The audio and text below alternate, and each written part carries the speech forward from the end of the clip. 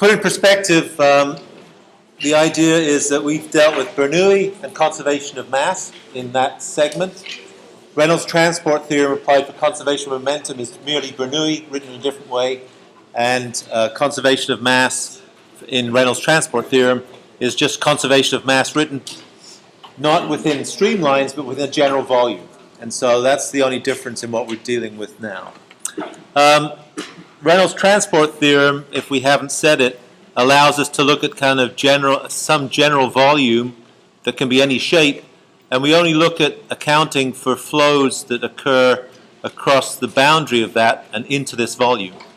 And so if you look at this expression that we have, that we've talked about, the terms, it's important to realize, are really quite simple, straightforward. If you think about what they mean, this, when we write this in terms of momentum, which we've done here, then the first term is the rate of change of momentum inside here. So this is rate of change of momentum, which is just mv inside control volume. And the other term is the momentum flux. Some momentum comes in, some momentum leaves. If more comes in than leaves, then it has to accumulate in this term. So this is just the momentum flux. Flux. And so in other words, in minus out. And if these two terms equal 0, then there's no net force applied on the structure which needs to hold it in place. If they don't, then there are forces that we have to apply to it in the x direction and in the y direction to hold it in place. That's really all this expression says. And it's kind of what Bernoulli said, but it wasn't for generalized volumes. So the amount that accumulates, so let's do the other way around. So some momentum, so mass is density times density, mass rate. So density times velocity times area is a mass rate. So this is what we've called before m dot multiplied by velocity. So velocity times mass rate is our momentum flux. If more comes in than leaves, then it has to accumulate somehow, and this term takes care of that. Most of the cases we'll deal with, we'll throw away this term and just look at the steady state. And if we look at the steady state for our uses, and perhaps it's sometimes easier for you to think about this in terms of not this kind of random shape, but more a cube with x and y defined, or it could be z, then in terms of this we can write these equations, which, remember, this is a scalar, this is a vector, has direction and magnitude, so there's 3 of these. And so we can write this in shorthand, as we did last time, as the velocity in the x direction, velocity in the y direction, velocity in the z direction, multiplied by this rate of change of momentum, the momentum flux, is just equal to the forces in each of these directions. So that's the way that we'll use this. So those represent 3 equations. What we've done is we've thrown away this term here for now. And in reality, we only need to deal with each one of these individually. We resolve in each of the directions. So typically we'll look at the velocity in the x direction, the mass rates in the faces that are related to that, and balance the forces in that direction. So that's what we're attempting to do. And so that's the simplest way that I can explain it. We said it's an integral statement, as you can imagine from these signs here. But actually, if you did this kind of control volume calculation for a cube that was dx in size and dy in size, then you'd end up with a differential equation statement of this as well. And we'll talk about that maybe down the road, but we won't talk about that now. So this is the fundamental statement that we need to deal with. So let's use that to solve some problems. And so the problems that we'd like to look at are maybe two. One's this undershot weir, which we looked at last time, which is a steady problem, and static, I guess, as well, because we only really deal with steady problems, not unsteady problems. And the other ones that we'll deal with are ones which are moving in some way. So the vane, which is in the book, a jetpack, which is we've looked at, and also the decapitated cylinder deal. And so let's see if we have this here. So this undershot weir thing, see if it'll come up. So this one's in your book, but let's go through it just by hand. If it comes up and works, it should work. I don't know why it's not working. Okay, I guess I didn't need to do that. And so this is the idea that you put a gate across a river. You can raise or lower the gate to stop the river. And so one question we might ask ourselves is, are the forces on this gate larger or smaller when it's open versus closed? So think to yourself what your idea is of that. So if you close the gate, are the forces that you'd have to apply to it to keep it in place larger or smaller than if it's open? So maybe we can do some quick analysis on that. The examples in the book, I guess I'm kind of rolling back. Oh, yes. So this is what we've just talked about. This term we're going to assume now is 0. This is the only term we're dealing with. This is rate of change of it's momentum. Sorry, it's mass flux, not momentum flux. So this is the expression that we're dealing with. These are vectors. They have magnitude and direction. This has only magnitude and kind of a direction, right? It's either in or out of the volume. And so we have a sign convention related to that. We said that if it flows into the volume, it's negative. If it flows out of the volume, it's positive. And so that's kind of a direction, but it's not the same direction as these. These have an absolute direction aligned in x, y, or z. And so let's look at this sign convention that we'll think about for this. So the term that relates to the mass flux, remember if we look at the density multiplied by the normal to the boundary velocity, if it's going into the volume in this case, because the normal to this is in this direction, this term here is negative, right, because it's in. But when we multiply this term by the magnitude of the velocity is in the positive x direction. So if you look at the term which we've written down as velocity times mass flux, which is what this is, right? This is mass flux. If we pre-multiply this by density, this is velocity, this is density, so together these are mass flux. Then the mass flux is negative because it's in. The velocity prescribed for the system is positive because it's in the positive x direction, and so a positive multiplied by a negative gives you negative. So this whole term that would occur in this momentum flux term is negative. If you look on the other side of the system, the mass rate coming out, which is this, is going to be aligned directly with the normal. So it's out of the volume, so by our sign convention it's positive. And we multiply it by a velocity which is also positive, so the net component is positive. Right? If the converse is true, then you just have to do the same accounting. So this is our momentum, sorry, no, I keep on saying that, right? This is our mass flux.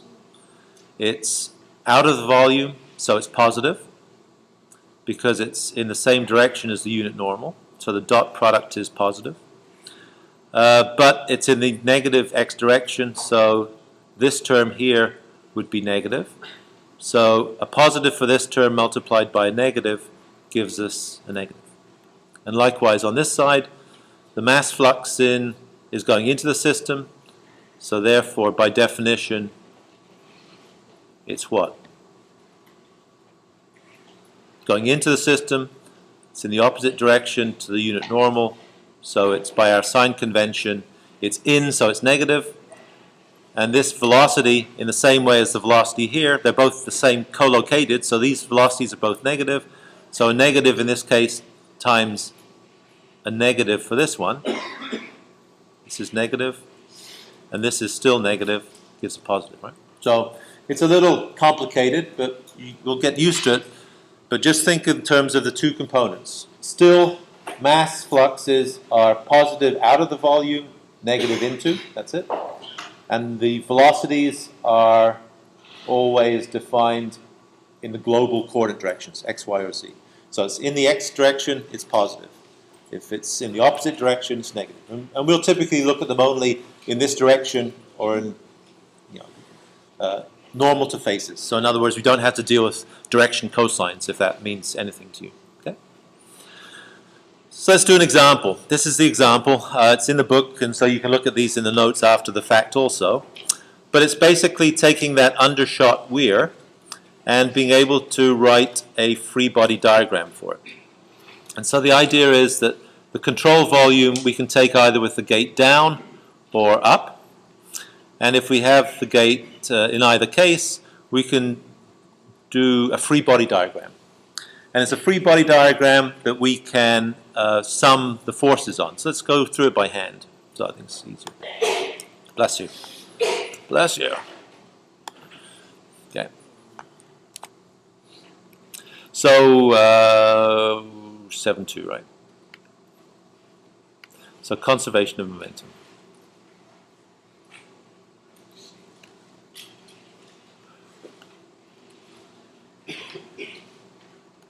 So the geometry we had that we saw is I guess a river with a gate across it. And let's put that gate all the way down. And the question is, what are the forces acting on this gate, the reaction on this gate, which we'll call Rx. And we'll call it Rx because our coordinate system is x and y. Could be z, I guess, x and z, to be consistent. And so what we're going to do is we're going to draw ourselves a control volume. And the control volume will include the gate and everything around it. And with that control volume, we'll just draw it separately.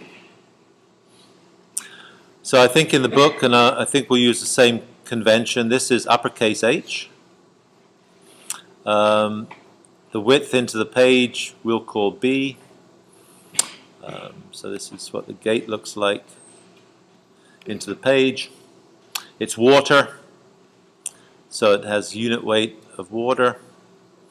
And in this particular case, with the gate closed, then by definition, the velocities that we'd have at the upstream point would be u1, and the velocities we'd have at the downstream we'll call u2. And we have some forces acting on here due to the fact that we have fluid pressures acting on here. All right, so that's kind of our geometry that we're dealing with. These forces we'll call the resultant, which is F1. We actually know where that acts because it's just this triangular distribution, which is 2/3 H. If you can see that, okay. And so we want to, and we have a reaction that we're applying here on the wall, which is in the x direction as well.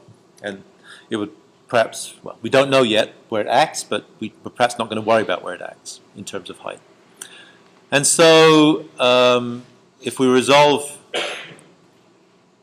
in the x direction, so what's our expression? It's velocities in the x direction multiplied by mass flow rate is equal to the forces resolved in the x direction. It's really the sum of these components, right, that we have to deal with. And so let's figure out exactly what those magnitudes are. So the velocity ones are pretty easy, right? We put a gate across the stream. So this is the upstream level. There's a downstream level of some magnitude that we don't have to deal with because the gate's closed. And so both the velocity, so if u1 is equal to 0, which is also equal to u2, then all the terms in here are going to be null, and so there's nothing on this side.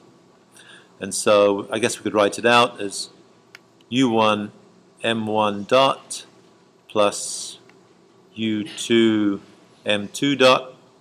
Let's not worry about the sign convention.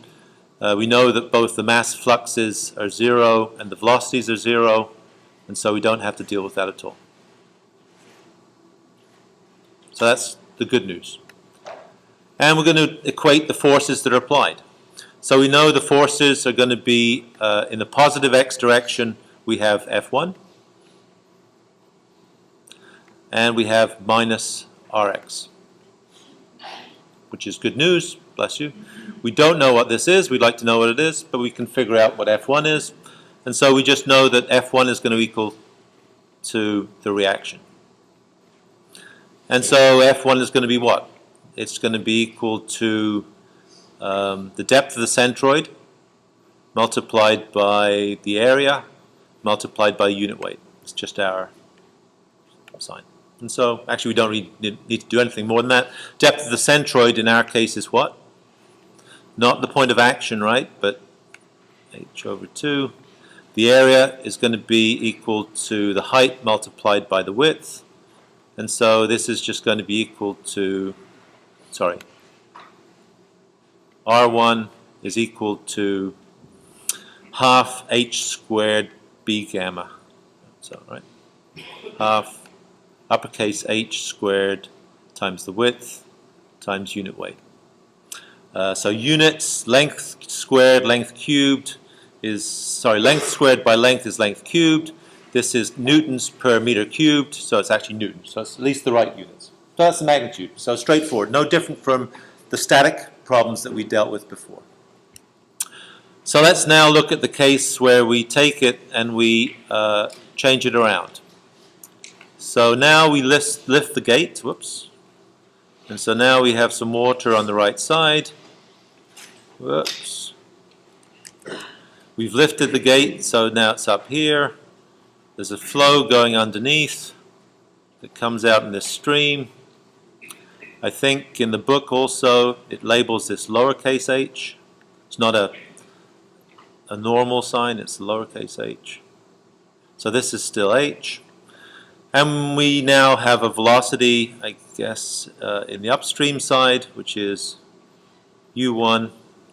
And we have a velocity, if we want to look at it, u2. So now we have some other terms that we have to deal with. So I'll get rid of this. Maybe we, I guess it's not R1, is it? It's Rx, we called it. So let's do the same calculation for this case. So we'll resolve in the x direction. So we'll start again with the sum of the velocities in the x direction multiplied by the mass flow rates. And that has to equal the sum of the forces in the x direction. So let's take each of those as a function of location. So what's the magnitude of u1 m dot 1 plus u2 m dot 2 equals, well, I guess I should have drawn the free body. Let's draw the free body now. So this is what it looks like. Now we have a velocity u1 which is not 0. We still have a distribution on the backside of this of a fluid pressure, which will give us a force, F1. Now we have something else a little bit different here. If we cut off this control volume, then we also have a force acting here, which is going to be, we'll call F2. We also have a reaction on the gate, which is above this, right? So this gate is now here and has a reaction on it in the x direction. And anything else? No, that's probably it. Well, I guess the other thing is that we also have a velocity out of here, which is u2. So that's the system we have. So those are all the components we need. I didn't finish writing this equation, so we have a momentum at the upstream, momentum at the downstream, we have a force at the upstream, plus a force at the downstream. We'll worry about the signs later, and a reaction. This is what we want to figure out. And we might need something else to be able to do that. So what are we going to do? So let's do this and now. So this equation now is written without the sign convention, worrying about the sign convention. These all happen to be scalars. I'm guessing we can figure out what F1 is and F2 is because we know the geometries of those. We can certainly get V1, but we don't necessarily know V2. But we do know from continuity that, for instance, I wrote them as U's, right? The velocity upstream multiplied by the area upstream has to equal the velocity downstream multiplied by the area downstream. So that's one way that we can get this. Don't need the B's, just need the H's. So we can do that. But let's write this in the proper sign convention. So if we write this out properly, so let's again do our coordinate system, which is in X and Z. Don't care about Z, we're just resolving horizontally. So, mass flow rate. I suppose we could also write mass flow rate out in terms of the true variables, right? So it's going to be the velocity we have going into this is U1. What's the mass flow rate? It's a velocity times an area times a density. So the velocity will be U1. The area will be the area it flows across, which is just the height multiplied by the width.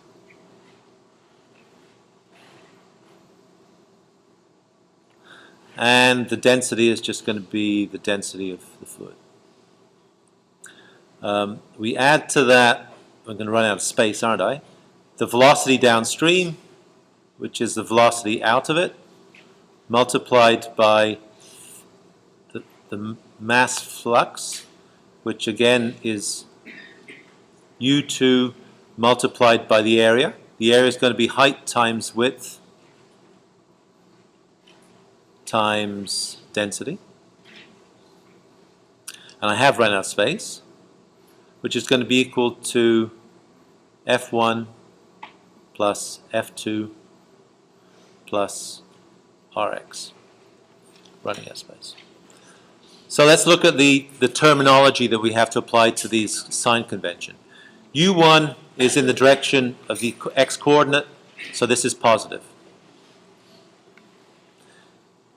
This U1, however, is the mass flow rate, which is into the volume, so this overall, this term here, which is m dot, is negative, right?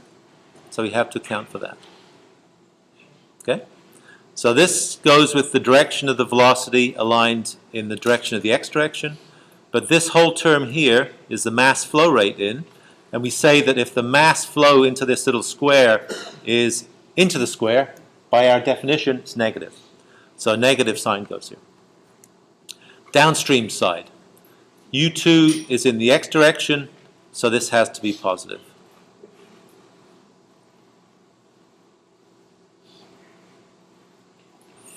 But the mass flow rate is now out of the volume, and so the prefix on this, if I can do it, my writing's not very dainty, this is positive.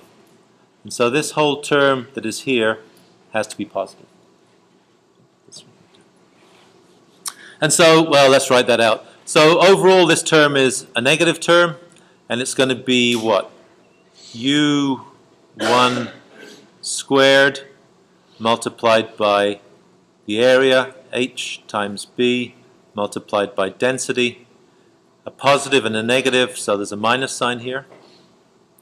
This next term, you're going to have to keep me on my toes and keep me honest in this. So this is a positive and a positive and a positive, so altogether they're positive. So this term should be this. It's going to be equal to U2 times U2. And again, an area and a density. The area is now this slightly smaller area. but that goes together. So this is all we have on the left-hand side. And we have the magnitudes of the forces. The forces actually aren't going to be any different from what we had last time. Remember, if you have a force that intersects the surface, then the magnitude is just a half times the height times the area, h times b times gamma. Right? So we can actually replicate those magnitudes, that F1 will be a half the upstream height squared times the width times the unit weight. The downstream, I won't write the sign in yet.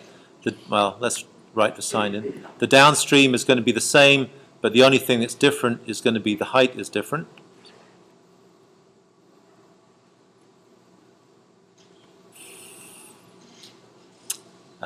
And the value, the third component, is a reaction. We haven't done anything with the signs of these things yet. So what should be the signs? F1 is in the positive x direction, so that's positive, as we've shown it. F2 is in the negative x direction, so this is going to be negative, as we've shown it. And R is in the opposite direction to the coordinate system, so this is also going to be negative, as we've drawn it. So if we're thinking of these as scalars, and they're oriented in those directions, then this is the proper sign convention we have for that. And so now we have one equation. We know most of the terms. We know height, we know width, we know unit weights, which are just density and gravity.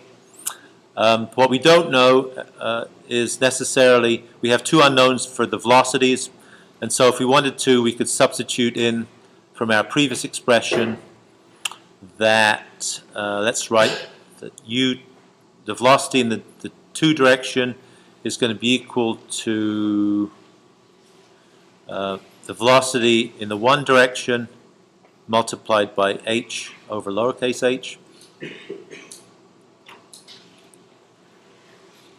And so we could substitute for this.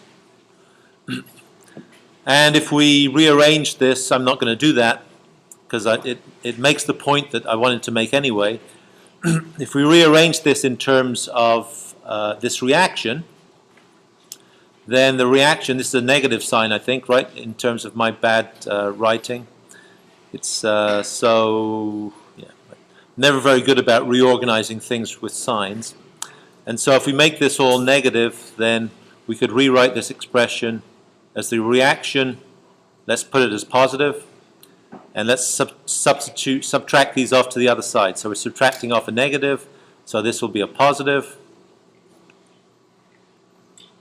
half lowercase h squared b unit weight.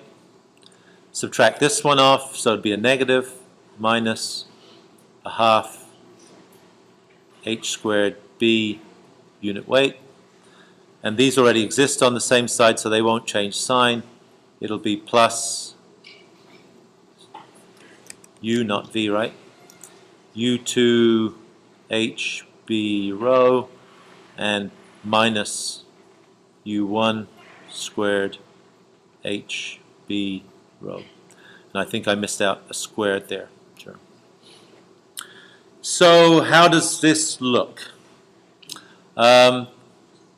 It looked before, well, okay, so the sign conventions for this, right. So the magnitude for this, kind of interesting. Seems backwards to me. Is it backwards? In that, so before the reaction was equal to the upstream magnitude multiplied by just the static fluid pressure. This term now is equal to this, so something's gone wrong with the signs because, yeah.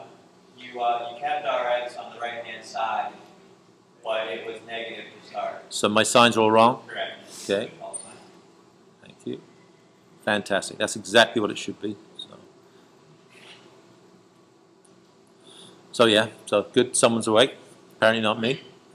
So now we have a reaction which still is equal to this term.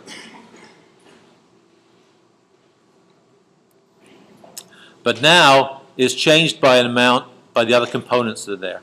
So it's reduced by amount because we're letting a certain force out of the bottom of the dam at the downstream portion. So we're reducing the force just because we're allowing fluid to be out of here, and the dam wall is now shorter. So this is a reduction, a negative part. We have a velocity going out through the bottom, which is this part here. So that's a reduction in this. And we have an increase by the fact that we have this momentum flux into the top part. And so are those terms right? Let's go back to the solution here just to remind myself. And is that the way it works out? Well, they don't. Yeah, they do write that. So this is what we have. We've used the same terminology. So the reaction is still equal to the upstream fluid pressure, but it's reduced by amount. We didn't have friction on the bottom. This F sub F was just this friction force on the bottom, which we didn't deal with. And it's reduced by the fact that we're letting water out of the bottom gate, so we don't have that static fluid pressure. And we have an amount which is due to the reduced amount due to the downstream portion. We have a momentum flux out, and so this is reducing the force on the gate. But we have a small amount increased on the upstream because in the example they assume that the upstream velocity is really tiny and therefore you could ignore it, but if you don't ignore it, you can include it. So we've been much more rigorous than in the book. We've included this. So I think that's exactly, surprisingly, that's exactly the expression that we ended up with, right?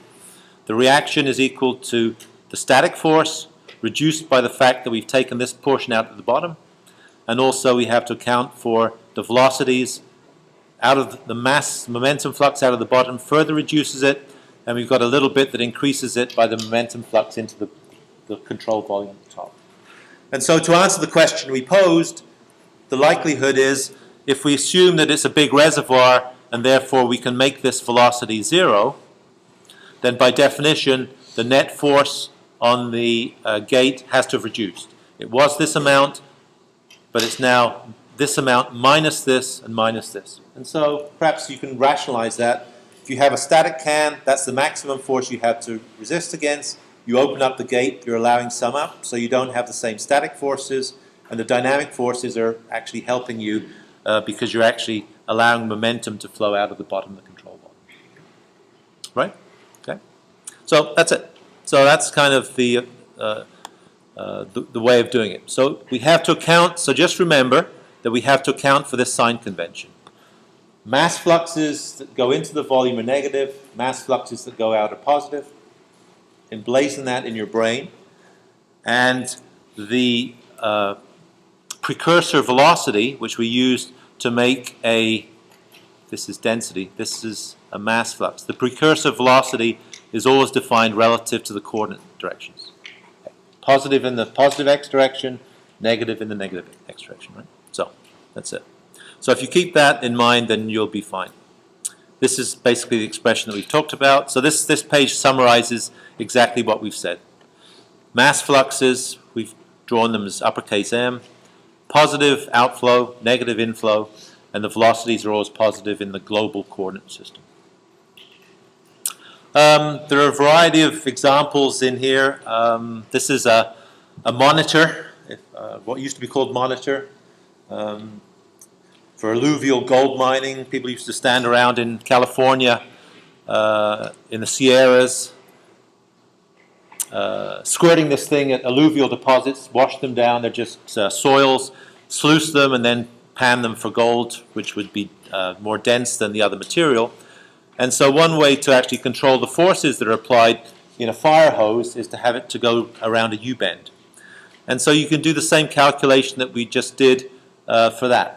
And so let's not go through it in excruciating detail, but just let's talk about the important components. So we're interested in calculating the forces that are applied in the x direction. So what we do is we draw a free body that encompasses this whole thing. So you see the dotted line that goes around here. Whoops. And then relative to that dotted line, we only have to look at places where fluid is going to come out, right? So if the mass flux across this wall is zero, then by definition, the mass flux multiplied by the velocity has to be zero as well. So we don't care about that. So we only care about the parts where it's open. So one is the nozzle, and one is the inlet into the pipe that we've cut off on our free body diagram. We have to write this expression, which is the velocity in the x direction multiplied by the mass flux is equal to the force. We write them only in the x direction in this particular case. And so we need to be able to talk about our boundary conditions. This is the force that we have acting that we're using to hold this thing in place. So what are the other components that we have? So we only have one component of this, but we have a couple of components that will comprise this. We have a mass flux into here. By definition, it's going into the control volume, and so this product here is going to be negative.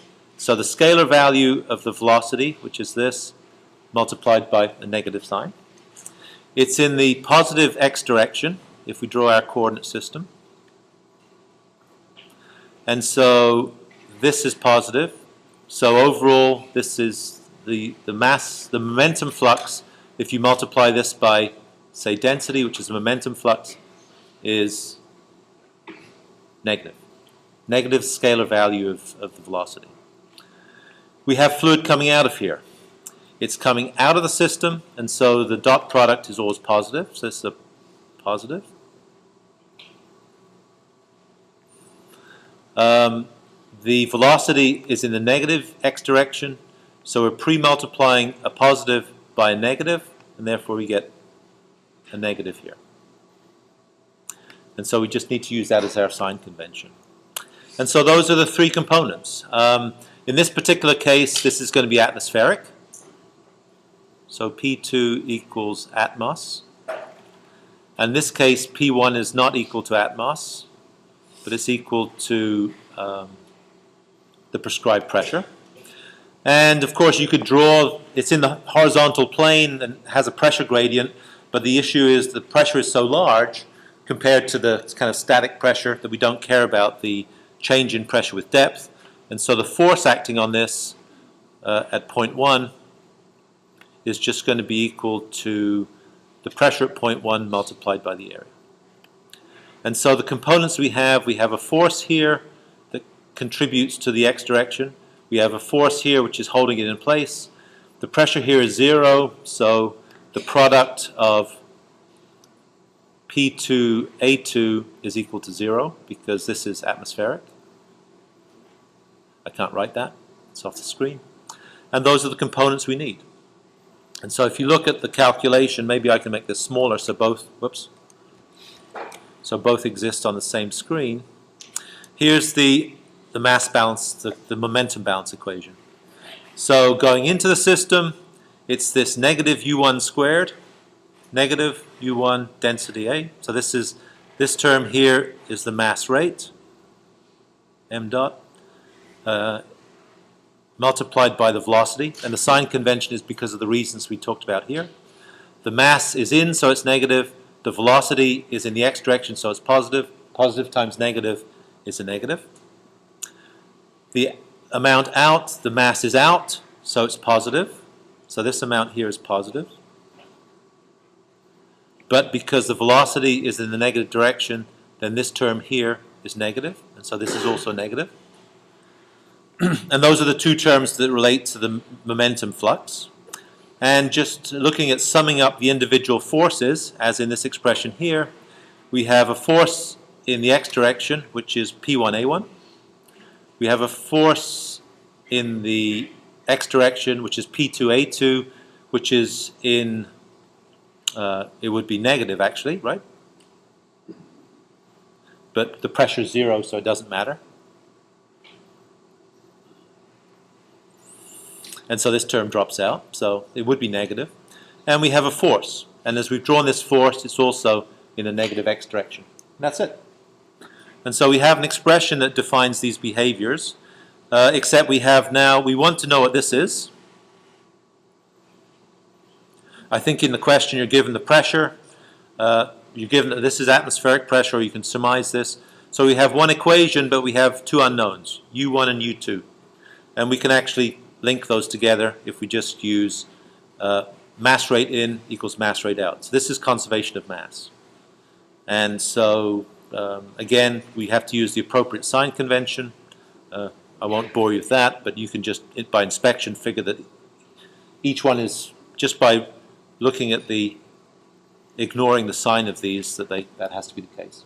So this is just modulus, right? These bracketed term is just the absolute value of, is what I mean by that.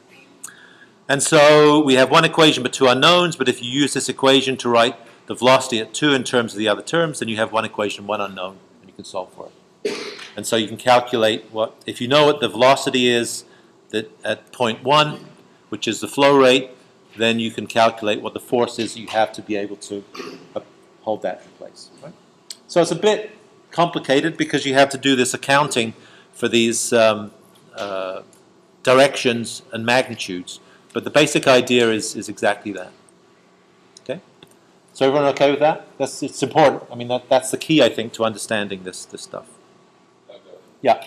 For most of these control volume problems, will we just use the pressure, gauge pressure then? You could use either. If you wanted to write this in absolute, you just add 101. Yeah. So I think the only time you need to use absolute is in the exam question when you're trying to calculate volume changes with the ideal gas law, right? When you need to write this. And then you could do it in gauge pressure, but you just have to make the conversions. Yeah. Okay. So, so some questions. So I guess that's about as far as we got. We got to this point here and did a couple of different cases. So what we want to do is we want to talk about the idea that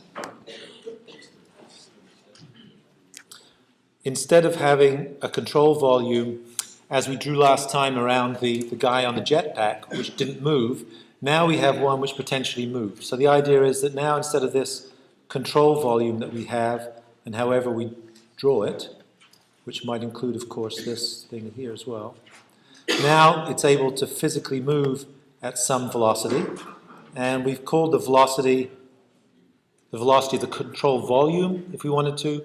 But if it's a non-deforming control volume, in other words, if it's the jet engine instead of the balloon that's flipping in the air, the balloon that's flipping in the air is changing in volume at the same time, so different parts of the control surface will be going at different velocities.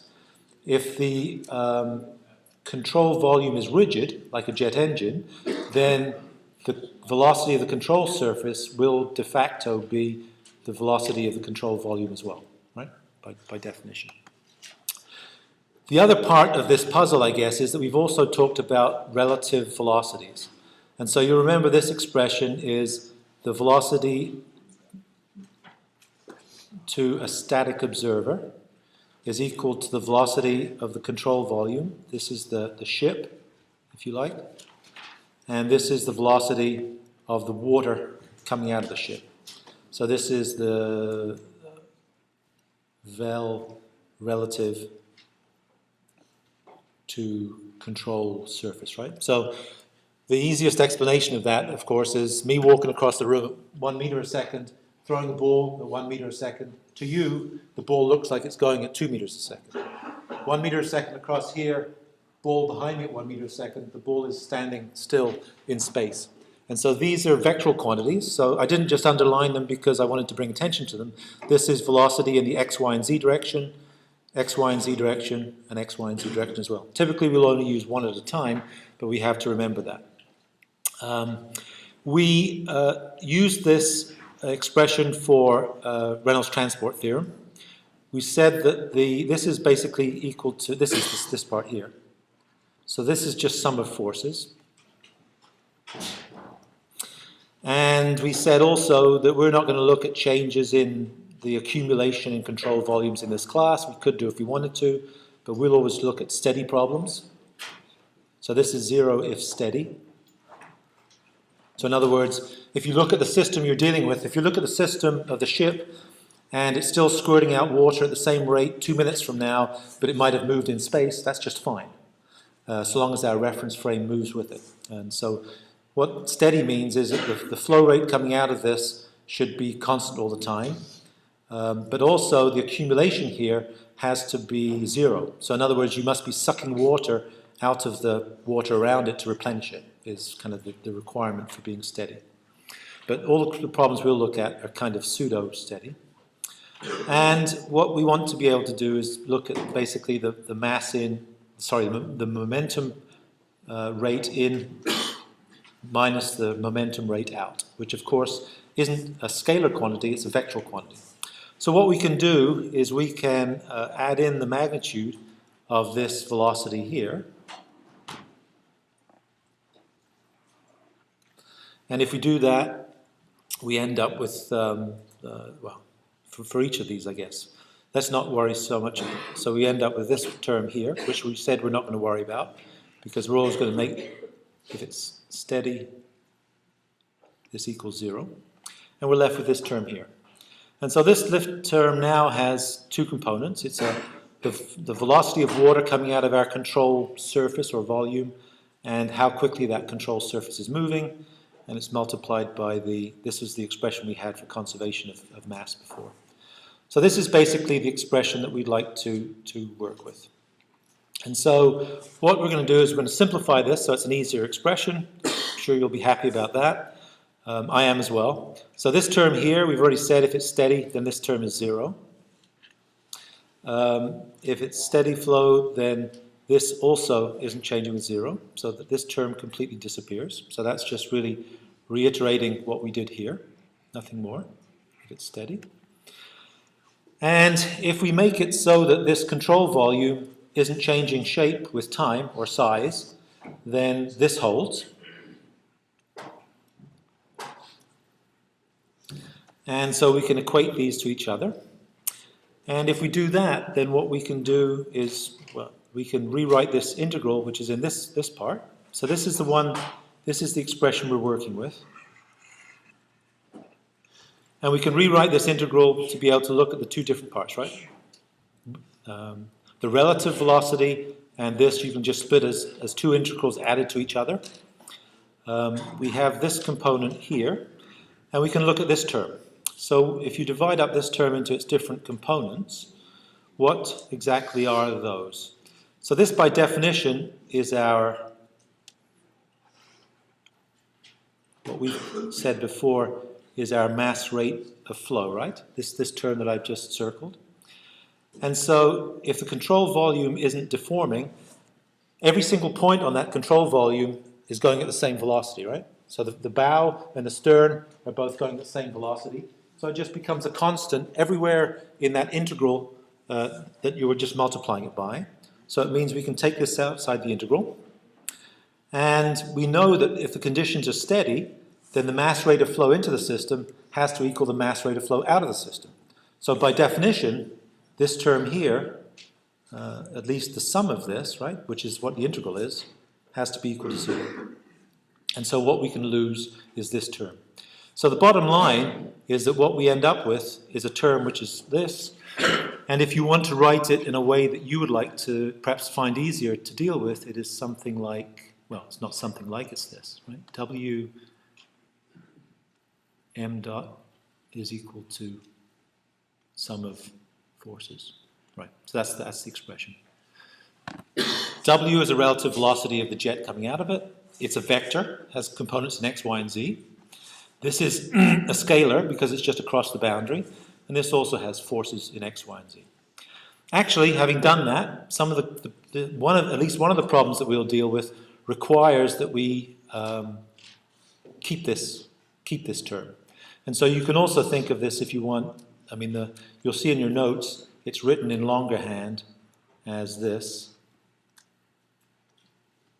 I'm just rewriting the top equation, adding that expression in that I just said we don't need, but in some cases we do need it, and we'll kind of explain that. So this is perhaps a more, if we're looking at the gas bottle example, for instance, we need to use this, and hopefully we'll get to that and explain why today, okay?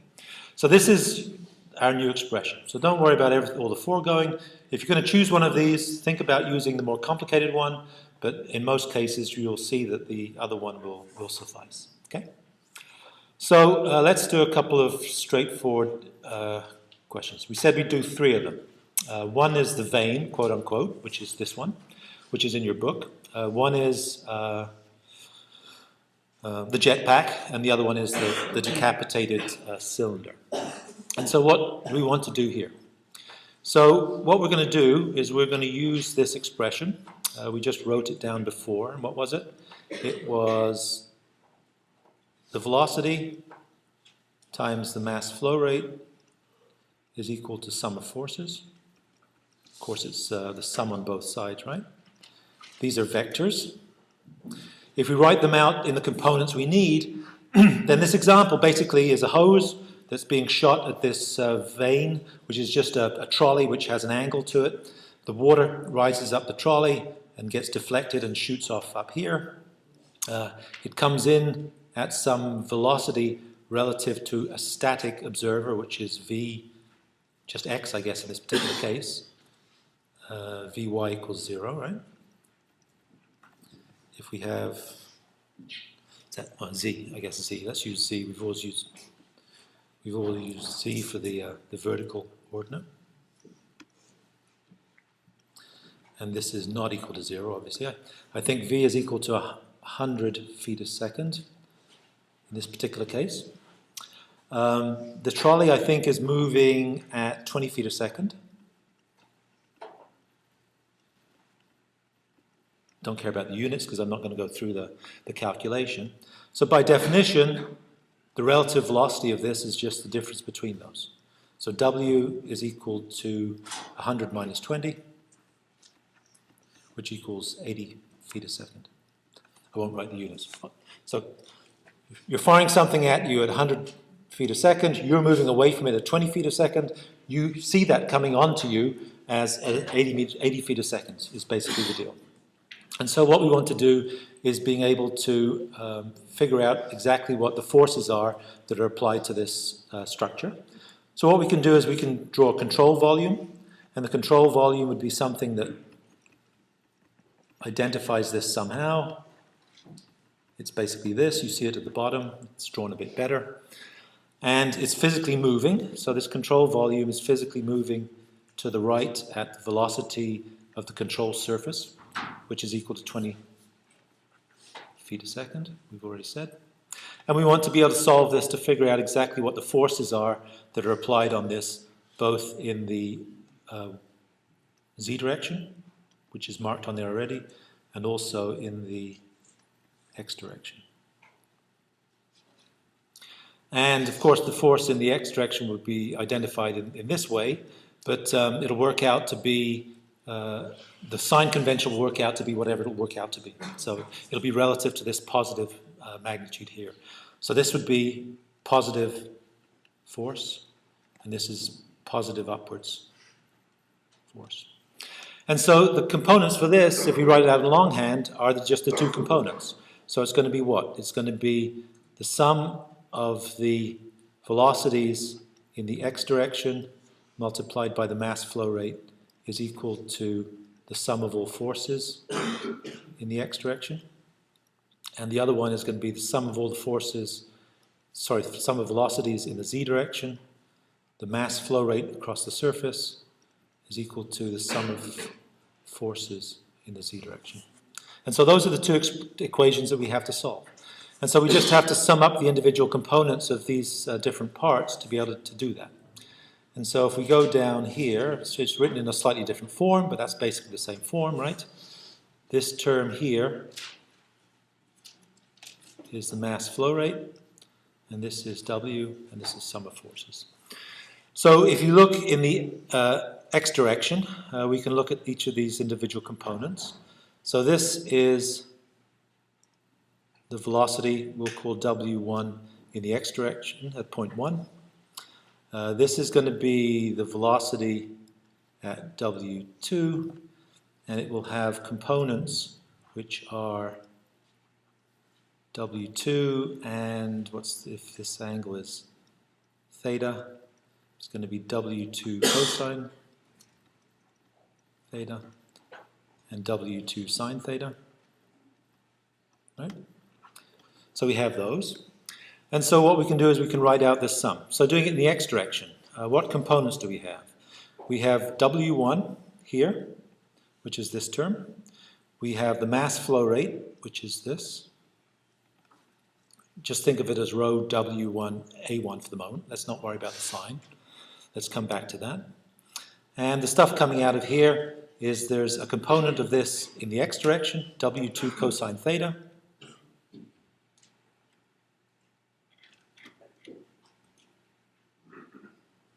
It says 1, but it has to be, I guess the other thing we can do is look at V1 A1 is equal to V2 A2. So long as this tube of fluid doesn't get any wider as it goes up there, and certainly must say that in the problem statement, then the velocity coming out of here has to be equal to the velocity coming out of there. So we've used, this is conservation of mass, right? This is basically m dot equals 0. What we've been talking about on Wednesday, Monday, I guess, right? Conservation of mass. And so this is the absolute velocity in the x direction relative to the control volume. This is the mass flow rate coming out. And that, in terms of the direction that we've drawn, Rx, is negative because it's pointing in the negative x direction. So we have an expression to be able to define the forces. We have to look at our signs. What do our signs say? Our signs say that if we look at mass flow rate into the system, then because the flow into the system is in the opposite direction from the unit normal by our sign convention, this is negative, so hence this. But the flow W1 is in the positive x direction, so this is positive. This is positive. Likewise, for the flow here, the component of it is in the positive x direction, so this is positive. But the flow here in this case is out of the control volume, and because we said that this is the unit normal to that, and when it's aligned parallel to that, it's, the dot product is 1, then this is a positive term. And so those are the components. And so here, if we know that W1 in terms of scalar magnitude is equal to 80 feet a second, feet per second, if we know what the areas are, which we're taking to be the same, then we can solve for the reaction that we have to apply to be able to either pull it across here or to actually resist its force. And so you can work out what the magnitude of that is. So the only important thing in this is to be able to define things in terms of relative flow velocity relative to the moving control volume, and also do the accounting for these are in an absolute sense, they're relative to the global coordinate system, and these are in a relative sense, they're relative to the local crossing the boundary coordinate system. So those are the two things that you have to remember in doing this. Yes? Should the second term be W2? It can, yeah, for this it can be.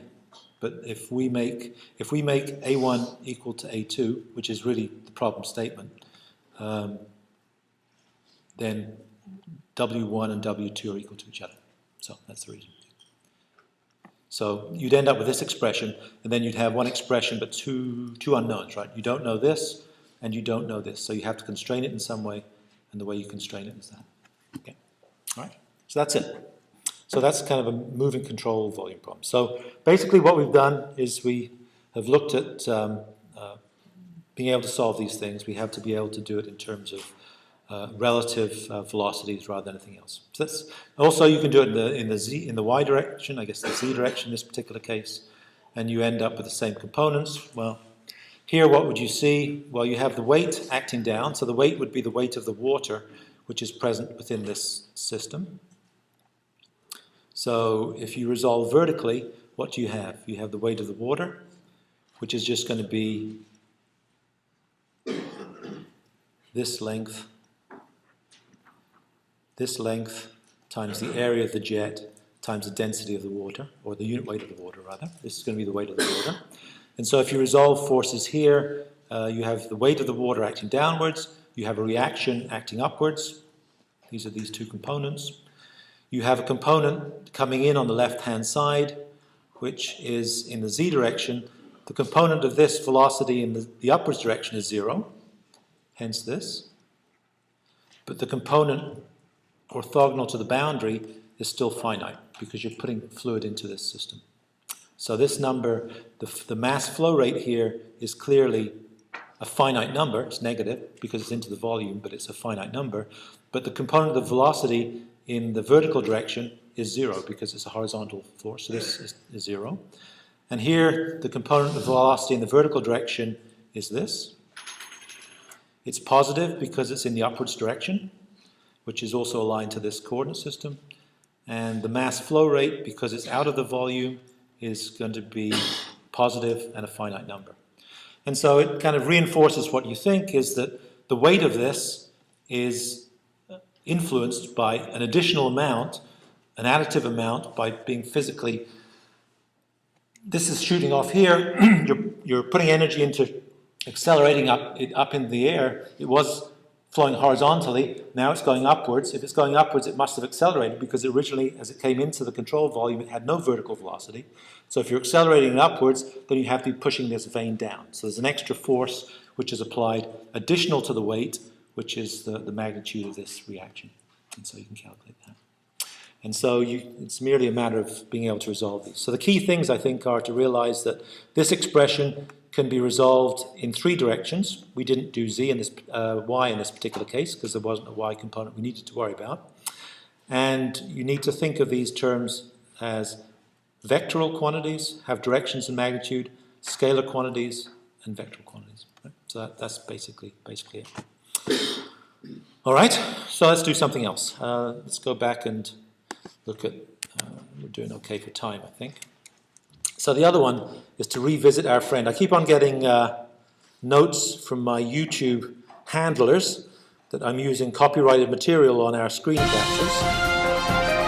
But they don't do anything. I think they add ads to them. Do any of you guys post on YouTube? This is what Do you monetize your videos? $120,000, and some might argue Should a we do lapse that in here? sanity can buy you. Does anyone know MS how much you Water get Sports per has created hit the on a video? JetLev Flyer. This jetpack, or personal No, me neither. propulsion I was device, curious. can reach I top wondered whether you'd speeds have of a enough at the little end of over the semester 40 for miles beer per fund. hour, So, reach an altitude of about 50 feet. Unlike other I'm jetpacks, serious, this one actually, can but, keep its pilot aloft suppose I for should cover the, hours and fly for about 186 miles. The reason is that this one leaves its So, fuel supply and power this is the plant jetpack on the we talked ground, about or more before. appropriately on the When we water. talked about it That's there, before, floating in the little pod on the right. we looked at Four-stroke kind of a power static plant frame that of the German reference. manufacturer says But what can we range can from do 130 in to solving 300 these horsepower is moving housed problems along is with we the can do a fuel couple to of run things, and it you've seen it in in a the vein floating problem. mini boat. That floating power There's pack is tethered to the a jetpack by a feedback long in the hose system that in that delivers it's kind of a pressurized difficult water problem to to the control solve. For nozzle. instance, what we'd like to do is Pilot be able to has say, pitch control this of is the the nozzles rate and a at which twist fluid is handle squirting to out of control this. power. We'd like to be able to figure Unveiled out at the exactly how Dusseldorf Boat fast Show this and thing is priced like a going. light sport It aircraft, tends the to be company difficult says to it's do already that, but we seeing can do the interest. two And end the member training to fly the calculations. maneuverable pack Two is end member included in the calculations price. are to physically hold this guy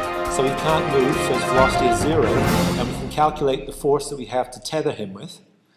And the converse is that we can make that force equal to 0, and we can calculate kind of from an assumed velocity, as we just did, exactly what the velocity would be that he would travel at. And so we can look at both of those kind of end member behaviors for our jetpack example. I'm going to go here. So let's try looking at that. And so we'll use the same ideas before. I guess I'm going to make that one smaller. And so we'll look at not momentum. It's not 7-2, but let's call it 7-2. It's the end of the 7th week, 7-3. So moving control volumes.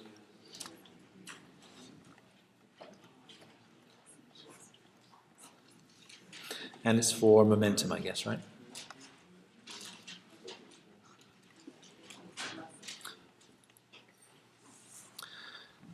And I will cover up the microphone again, and so you might want to look at what we're talking about today. For later in the month. All right, so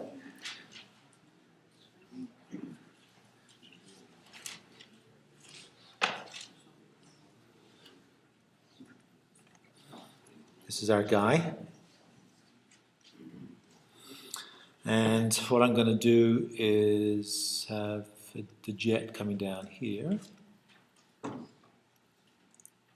it comes down at some angle. And it hits the water.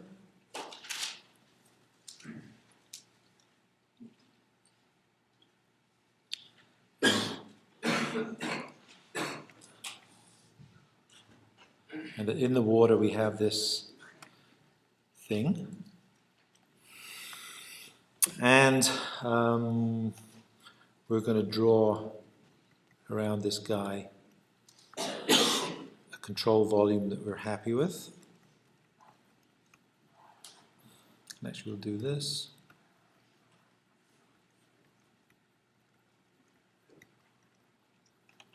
And this control volume is not going to deform, but it's going to be moving at some velocity, VCS as we'll call it, right, which is attached to this. The whole thing is just translating.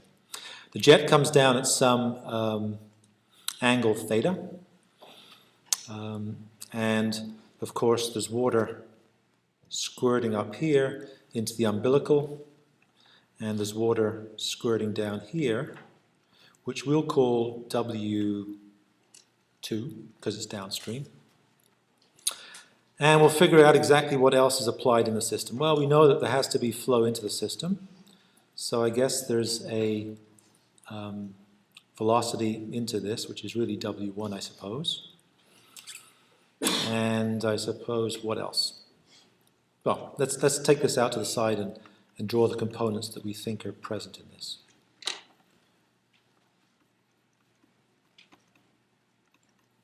So stop it. And so half the battle is drawing the control volume around here. And let's think about the weights that we have. I won't write them as W's because we've used that traditionally for this relative velocity. So instead of writing them as weights, I'll write them as forces. But there's the force of the person. And so we just agglomerate these because we don't really care exactly where they are in the control volume. But there's a force of a person who's kind of being held up on this pole, basically, right? It happens to be water, but it's really a pole. There's also the force due to the umbilical, just the weight of it. So F equals weights in this particular case. What else? We have a force due to the motor. And if we think about this, we also have a pressure applied here.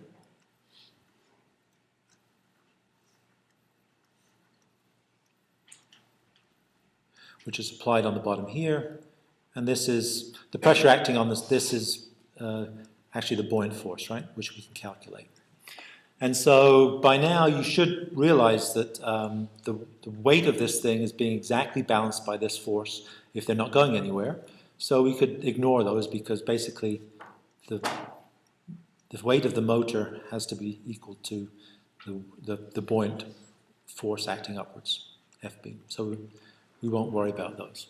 In fact, we won't really worry about the weights too much in detail.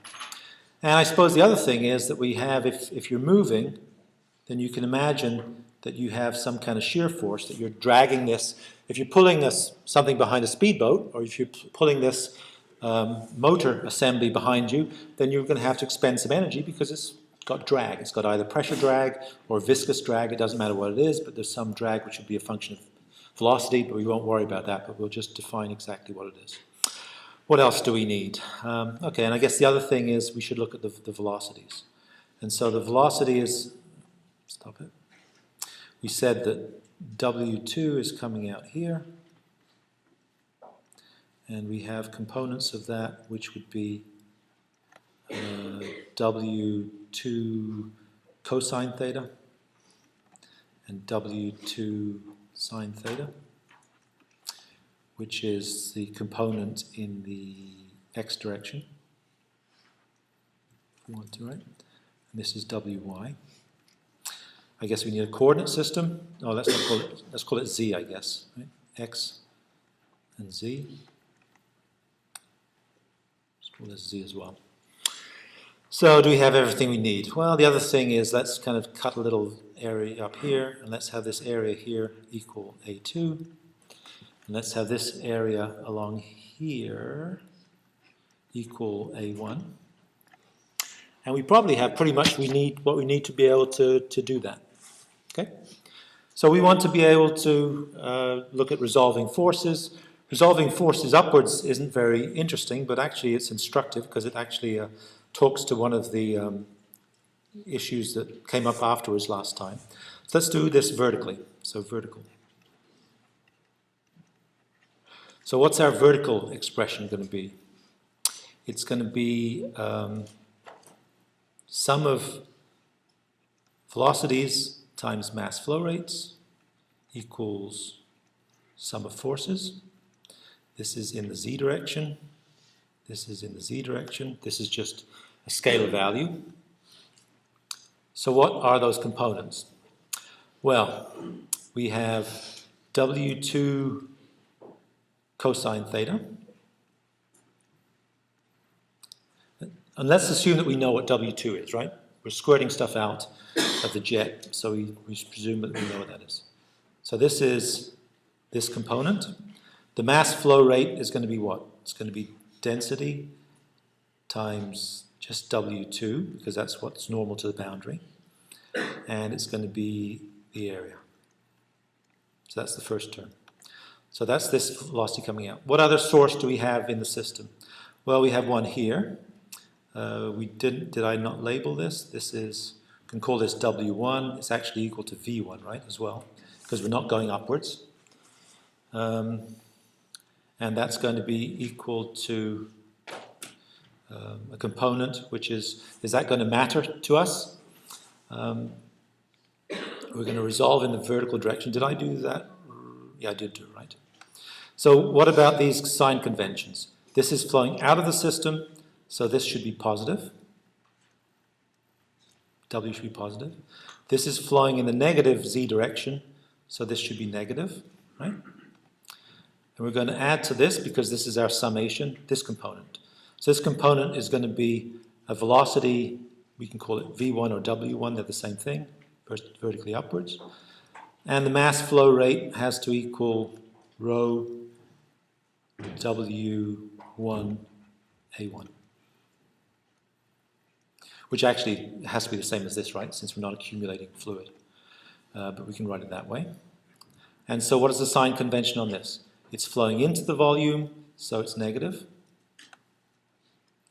It's in the positive z direction. This velocity here is in the positive z direction, so this is positive. Can't see the one there.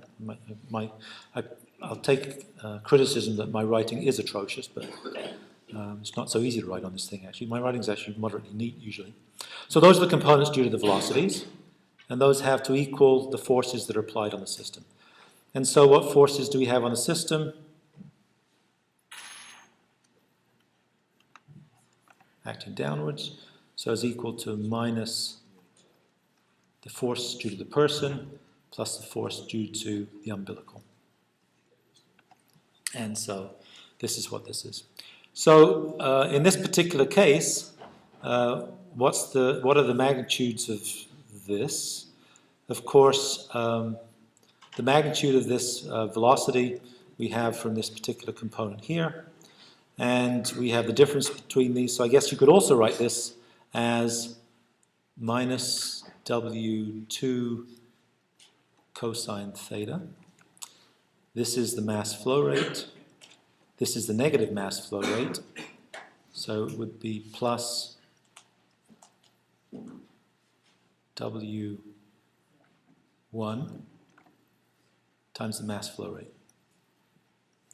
And we don't worry about calculating those, equals minus force P plus Fu. And so basically, we imagine that this value of W1, if it's over a big area, then it's relatively small number. And so we don't worry about this. But what will be here is this is going to be a relatively large number, because the velocity here you'd hope is large, but over a small jet. And so the way this works is that basically this is very small, and you can calculate the magnitude of the lift based on this. When cosine theta is equal to 0, you get maximum lift, as you'd imagine. And when it's a smaller number, when it's 90 degrees, of course, you get no lift, and you can't support this because you're not in equilibrium. And so I was asked the question last time, what stops this from being 4 meters up, a meter off the ground, versus 2 meters versus 3 meters? And so I said something about the diameter of the jet, which I think is not correct. But the reason that it defines exactly how it will be is because as you get taller, the umbilical length gets taller, and therefore you have to carry more weight to go up. So the force acting against the jet gets, the weight the jet is having to carry is larger because there's a longer cable snaking up into the air. And that's what the limiting factor is. And so the equilibrium height that you get is really controlled by this height of this umbilical, which is in the system. So the vertical one isn't so interesting because we don't have to worry about the control volume velocities. But if we think that we're moving at some velocity, we can also, so this is basically how this levitates you off the ground. It doesn't really matter in this particular case that it's moving because we're moving in the horizontal direction and we don't really care about the velocity. There's no velocity in the vertical direction. So in the vertical direction, it's basically static. It doesn't care. So let's look at the horizontal direction and do the same thing. And we're going to do the same expression.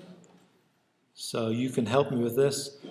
The velocity in the x direction, sum of velocities, times the mass flow rates, is equal to the sum of the forces in the x direction. And so that gives us what? So we resolve this in the x direction now. So we'll take this one first, we did W do first before. So what we're going to take? We're going to take the component in the x direction, which is going to be W2 sine theta. And we're going to multiply it by the mass flow rate. Well, we know what the mass flow rates, those aren't going to change. So let's actually just put in the mass flow rate. We know how to get those. There's going to be a component here. And what's this component going to be? It's going to be the mass flow rate. And it's going to be multiplied by some volume, velocity rather. So what's the velocity of a particle here relative to the control volume?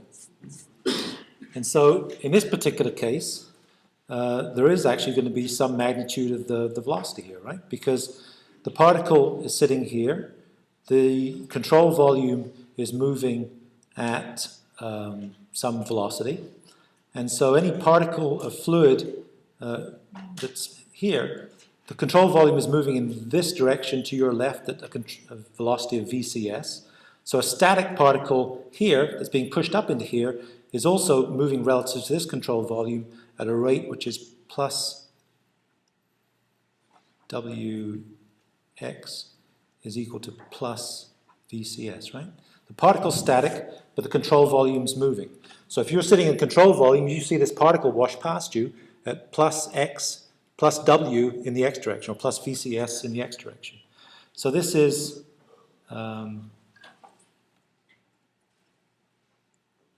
this is VCS. And what are the forces that are acting? We have vertical forces here. We don't care about these vertical forces because they balance, but this is equal to the magnitude of S.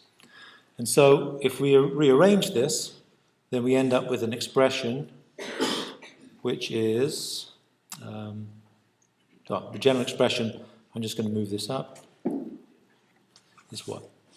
It's W2, the velocity of the jet coming out of the control volume, times its inclination, sine of its inclination, plus the velocity of the control surface, all multiplied through by the mass flow rate, is equal to S. Are our signs right? I guess we should check that, right?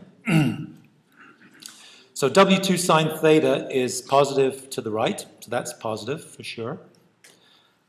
Fluid coming out of here is positive as well, so that's fine. VCS is to the left, but the relative velocity of a particle is to the right, so this value is also positive. But this mass flow rate is physically into the system, which we said is negative. So this shouldn't be a positive, this should be a negative. And so this should be not a positive, but hopefully a negative. And so in this particular case, we can calculate what the magnitude of this force is as a function of this.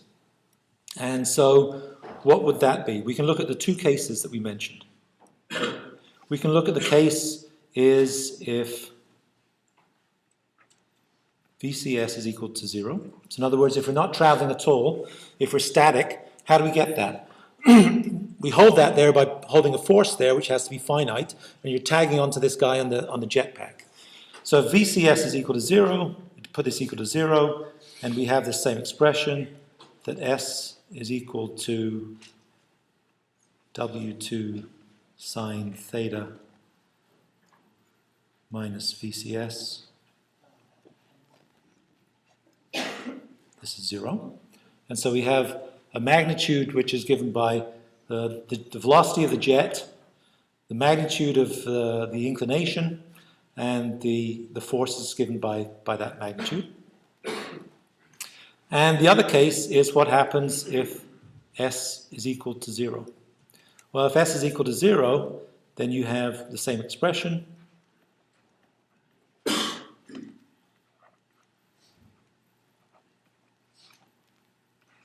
So if this is equal to 0, then by definition, W2 sine theta equals VCS. So those are the two end-member conditions. So we've done it from the same expression. So basically all we've done is we've resolved forces horizontally. We've taken the appropriate components of momentum change of the fluids coming out and the mass flow rate across the control volume. And then we've used that to get a single expression. I don't know if I've dropped any positives and negatives. I guess this, yeah, I think I haven't. But and there are two cases we can examine. The first case, turn it off, man. The first case is where you're holding this guy static by applying a force equal to S, so he can't move, and therefore the magnitude of that static force is given by this because he's not moving, the control volume is not moving. The other case is where you release Wadja, and he travels at some velocity, which we can now calculate because we know that the force that's being applied is 0, and therefore we can reconcile the magnitudes in this. And so the basic magnitude of the force that it will reach at equilibrium is actually the component of the horizontal component of the velocity coming out of the jet, quite straightforwardly. And so you could surmise that in the case of the vane, if we don't have a force that's holding that vane, what's the velocity the vane will travel at? It'll basically travel at the velocity of the jet coming into it, because there'll be no force then applied to the system. And so that's a useful thing for us to be able to do. So that's kind of the mantra in what we deal with in this. Okay? So everyone, that's an important concept for the reasons I mentioned before. So we can use that in another example. The other example to use, I don't know whether we'll get to it exactly, but you've probably seen this stuff before. If you're great aficionados of Mythbusters or anything like that, let's at least... This will give YouTube an opportunity to send me another email saying... High-pressure gas cylinders have been around for 100 years, and legends of their destructive potential have been around for 99. But could a ruptured tank really burrow through a brick break wall? the head off. So when you transport these things, when you use them, they should always be chained up and not movable. When you transport them, you can put a cowl on the top, which is a protective cowl that if you do drop it, then it doesn't chop off the top. 4, cross your fingers, 3, 2, 1. So they had some kind of guillotine, I guess. Yeah! Which was That's what the that string was. sound! That is a lovely, lovely sound. The valve has sheared clean off, and that's a very good sign. It looks like the cylinder flew straight and true, The sleeping but giant. did it have enough they call this, I thrust guess, to these crack the safety, wall? Leaflets you see. Oh, God. Good, someone's having a good time, right? It was the lard that did it.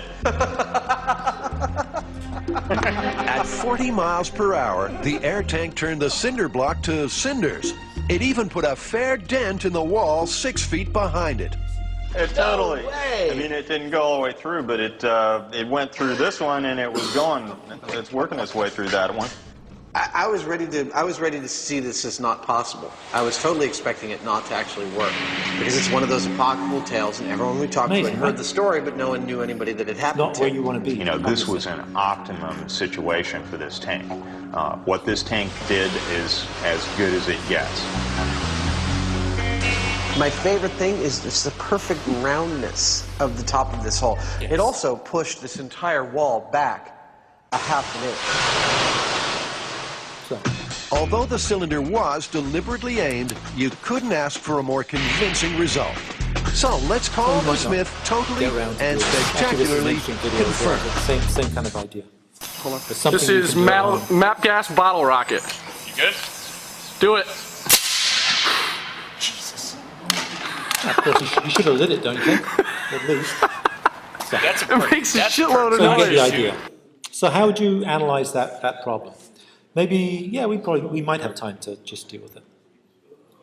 So you remember before I mentioned that in some cases you have to deal with a different form of that expression. And so the basic problem we have is one that looks like this.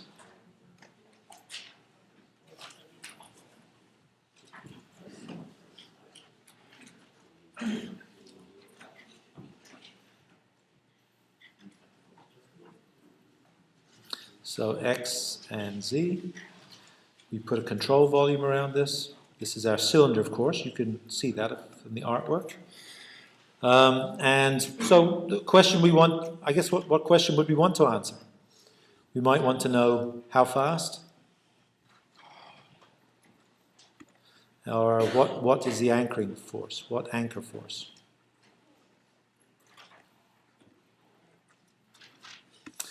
And so what we can do is we should be able to figure out, well, can we work out, for instance, what W2 is? So we could use Bernoulli.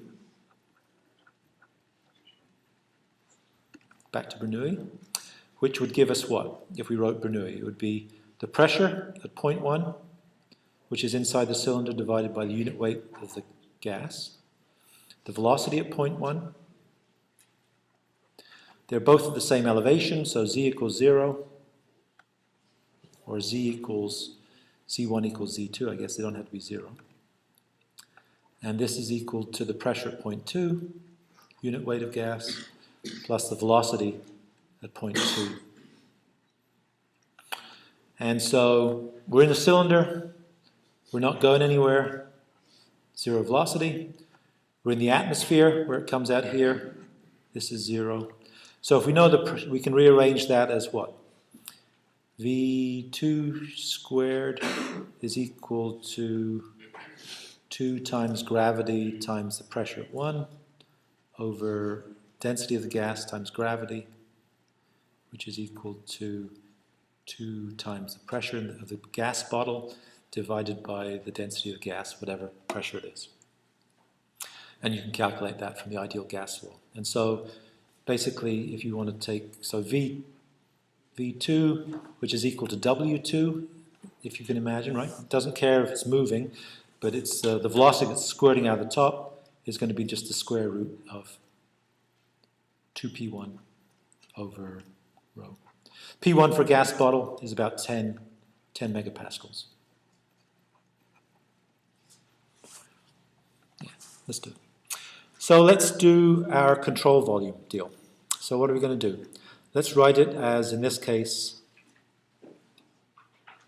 W plus VCS. So we're going to write it slightly differently now, and this is important. Mass flow rate is equal to forces, sum of forces.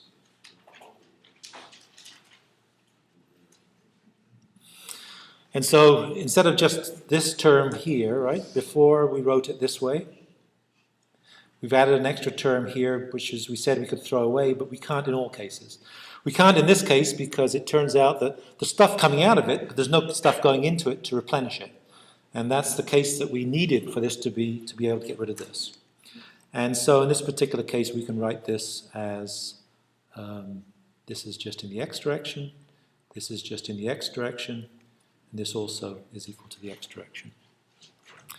And so what we can do is we can write this out in appropriate components as, what's it going to be? It's going to be W2 plus VCS multiplied through by the mass flow rate. Mass flow rate is just going to be W2 times the density times the area at that particular location. There is no other flow out of this thing, and that has to equal a force in the x direction. And so in this particular case, W2 is in the negative x direction, so this is equal to minus. VCS we'll take as being positive, just by drawing it in the positive x direction. And so what we have in this particular case is going to be something that well, we can write in the same ways as before. We can write it out as minus W2. I'm just going to write it out the same as it is now. VCS times, well, mass flow rate equals Fx.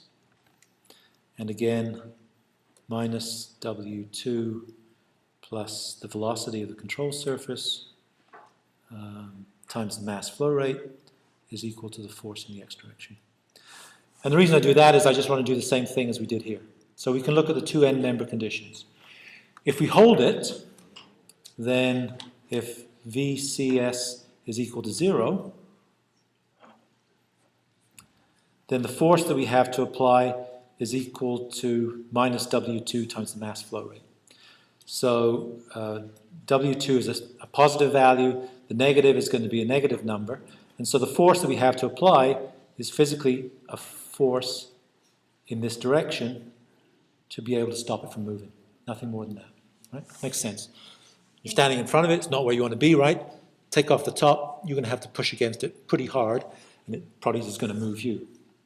The other behavior we can get is we could release it.